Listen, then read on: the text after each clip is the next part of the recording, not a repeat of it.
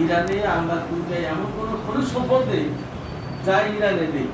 আপনি তেল চান, গ্যাস চান, সোনা চান, রূপা চান, যা চান, কি চান, এই যে ইউরেনিয়াম, এই যে পরমাণু কর্মসূচি, ইরান কি কারণ এই যে পরমাণু ইউরেনিয়াম যেটা এনরিচ করছে, সমৃদ্ধ করছে, যেখানে এত ক্যারেক্টার, সেই ইউরেনিয়াম ইরানের মাটিতে, ইরানের মধ্যে ভরা,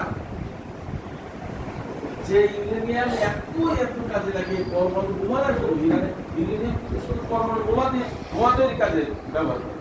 ইউরেনিয়াম অনেকগুলো কাজে লাগে, অনেক কাজ। অর্থাৎ পরমাণু শক্তি যখন আপনি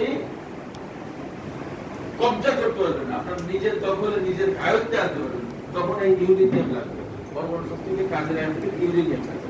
ইউরেনিয়াম সমৃদ্ধকরণের মাত্রা আছে, আপনি 90% গেলে বোমা বানাতে পারবেন।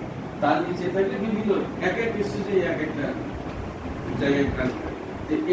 এই মাত্রার সমৃদ্ধকরণ ইউরেনিয়াম দিয়ে আমি এই জিনিস করবো, এই মাত্রা দিয়ে এই করবো, ইত্যাদি ইত্যাদি।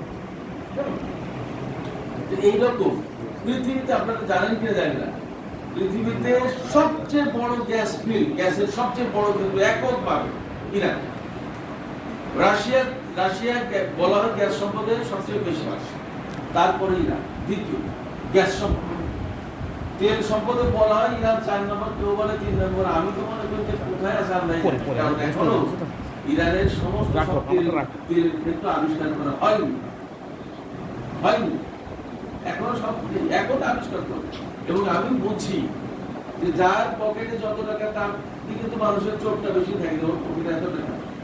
অনেকে ধান্দা করে যে কিভাবে নেব, আমি খুব সাধারণ ভাষায় বলছি, কেমন? তো সেক্ষেত্রে ইরান নিজেকে ওই পর্যায়ে না নিয়ে যাওয়া পর্যন্ত তার সম্পর্কে তো বড় প্রয়োজন নেই। এই পর্যায়ে গেলে নিজেকে কমপ্লিটলি রক্ষা করবে।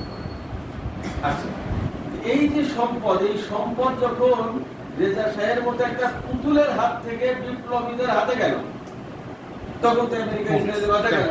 ইসরায়েলের এক পুরা সম্পদ, যা না গ্যাস কোনো এক খাবলা দেশ, সামান্য 1979 সালে ইসরায়েল তো আরো ছোট, এখন তো দখল করতে অনেক আরো ছোট। যার বিমান, যুদ্ধ বিমান উড়াতে গেলেও বিমান ঘুরতে পারে না ঠিক মতো, তার নিজের আকাশে, লেবাননের আকাশসীমা লঙ্ঘন করা লাগে, সিরিয়ার আকাশসীমা লঙ্ঘন করা লাগে, এরকম একটা অবস্থা। সে কিভাবে, এই দেশ কিভাবে টিকে? মধ্যপ্রাচ্য বিশাল, মধ্যপ্রাচ্য বিশাল মুসলিম এরিয়া, তো অনেকগুলো সংকট, এই সমস্ত সংকট থেকে উত্তর